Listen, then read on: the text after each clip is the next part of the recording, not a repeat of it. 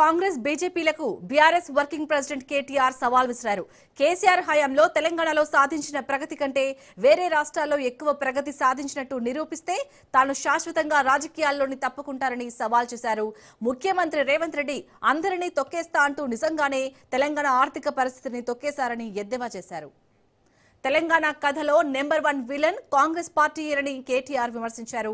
ఆనాడు బలవంతంగా తెలంగాణ ఆంధ్రాను కలిపింది, తెలంగాణ ఉద్యమాలను కర్కశంగా అణచివేసింది హస్తం పార్టీనని మండిపడ్డారు. కాంగ్రెస్ ప్రభుత్వమే తెలంగాణ ఇచ్చినప్పటికీ ఇవ్వక తప్పని పరిస్థితి సృష్టించింది కేసీఆర్ అని అన్నారు. తమకు కూడా కేసీఆర్ లాంటి పాలకుడు కావాలని ఇతర రాష్ట్రాల వారు అనుకునేలా 10 ఏళ్ల పాలన సాగిందని చెప్పారు.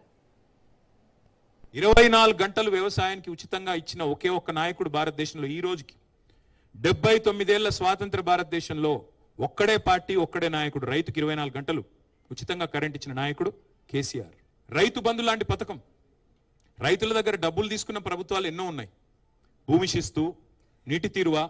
కానీ ఒక భూమిపుత్రుడుగా, ఒక రైతు బిడ్డగా, రైతు కష్టం తెలిసిన బిడ్డగా, రైతుగా కేసీఆర్ గారు రైతు బంధు అనే ఒక విప్లవాత్మకమైన పథకాన్ని తీసుకొచ్చారు. మేము అది ఎన్నికల్లో హామీ కూడా ఇవ్వలేదు. మేము ఎకరానికి 10,000 రూపాయలు ఇచ్చి 72 లక్షల మంది రైతుల ఖాతాల్లో 73,000 కోట్ల రూపాయలు వేసిన ఒకే ఒక్క నాయకుడు భారతదేశంలో కేసీఆర్. ఒక్కొక్క విద్యార్థి మీద 1,20,000 రూపాయలు ఖర్చు పెట్టి ఐఐటీల్లో, ఐఐఎంలో, ఎన్ఐటీల్లో, టాప్ ఇంజనీరింగ్ కాలేజీలలో, టాప్ మెడికల్ కాలేజీలలో సీట్లు వచ్చే విధంగా చేసింది కేసీఆర్ గారి నాయకత్వం, బీఆర్ఎస్ నాయకత్వం. 3 లక్షలు ఉండేది ఐటీ కొలువులు 10 లక్షలకు తీసుకొని పోయాం. టు బి ప్రిసైజ్ 9.5 lakhs తీసుకొని పోయింది కేసీఆర్ గారి నాయకత్వం.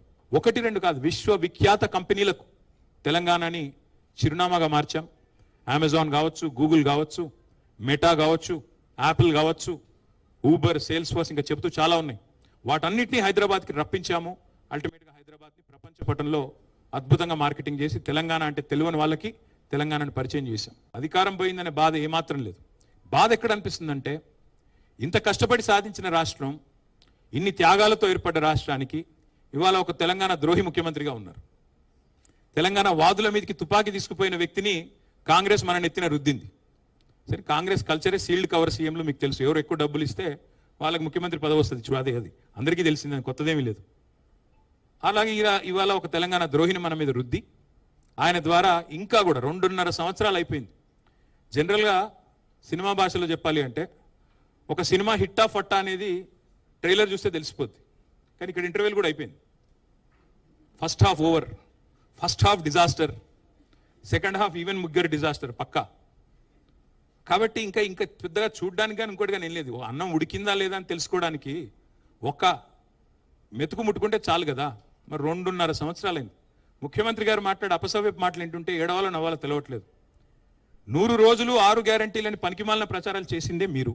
ఆర్థిక పరిస్థితి ఏంటి అంటే, మా కాంగ్రెస్కు అపారమైన అనుభవం ఉంది, మేము చాలా పెద్దవాళ్ళం, మా తాతలు నేతులు దాగారు, మా మూతుల వాసన చూడండి, చాలా కాలం నడిపాం, నిర్విఘ్నంగా నడిపాం ప్రభుత్వాలను, మాకున్న అమోఘమైన ఆర్థిక పరిజ్ఞానంతో అద్భుతాలు సృష్టిస్తాం, ఇదే ఉంది, 6 గ్యారంటీలు అనాయాసంగా ఇస్తామన్నారు 100 రోజుల్లో.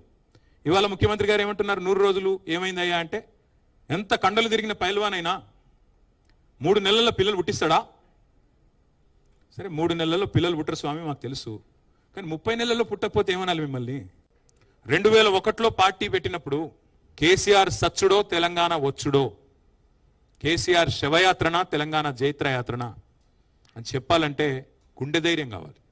అందుకే కేసీఆర్ గారు ఆ రోజు, ఇవాళ రియర్ వ్యూ మిర్రర్లో అన్ని క్లియర్గానే కనబడతాయి. ఇవాళ రాష్ట్రం ఏర్పడ్డ తర్వాత 12 ఏళ్ల తర్వాత ఎవరు పడితే వాళ్ళు ఏది పడితే అది మాట్లాడచ్చు. ఇవ్వక తప్పని అనివార్య